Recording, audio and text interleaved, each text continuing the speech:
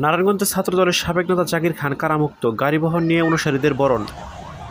নারায়ণগঞ্জ জেলা ছাত্রদলের সাবেক সভাপতি জাকির খান সাজার মেয়াদ শেষে কারামুক্ত হয়েছেন। আজ রোববার সকাল 10টায় নারায়ণগঞ্জ জেলা কারাগার থেকে তিনি মুক্ত হন।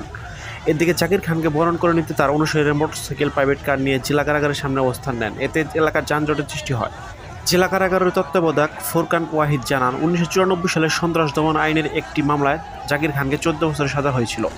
আপিল করার পর উচ্চ আদালতে সাজা কমিয়ে 8 বছর করা হয়। পরে সুপ্রিম কোর্টের রিভিউ আদালতে তার সাজা কমে 5 বছর করা হয়। 5 বছরের সাজার মেয়াদ শেষে রোববার সকালে জাকির খানকে কারামুক্ত করে দেওয়া হয়েছে।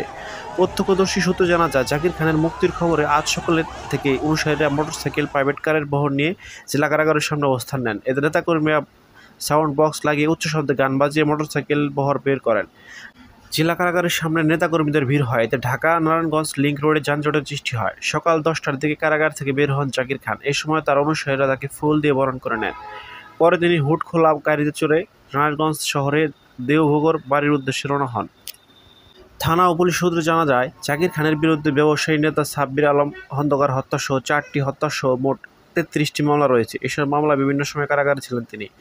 কারাগার থেকে মুক্তি পাওয়ার পর জাকির খান আবার বেপরোয়া হয়ে ওঠেন। শহরের দেওভোগ এলাকায় জাকির খান তার বিশাল বাহিনী করে তোলেন।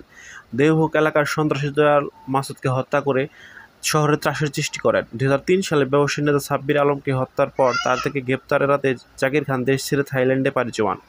তিনি দীর্ঘদিন বিদেশে পালিয়ে থাকার পর গোপনে দেশে ফিরে এসে রাজধানীর বসুন্ধরা আবাসিক এলাকায় পরিচয় গোপন করে সপরিবারে বসবাস শুরু করেন। 2022 সালের 23 সেপ্টেম্বর রাজধানীর বসুন্ধরা আবাসিক এলাকায় অভিযান চালিয়ে দেশি বিদেশি পিস্তল সহ জাকির খানকে গ্রেপ্তার করে র্যাব।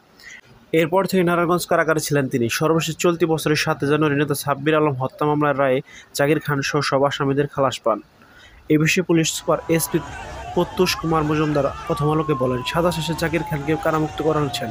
তিনি 26টি মামলায় খালাস পেয়েছেন। 3টি মামলায় আদালতে বিচারাধীন রয়েছে। সেই মামলা বলতে তিনি জামিনে রয়েছেন।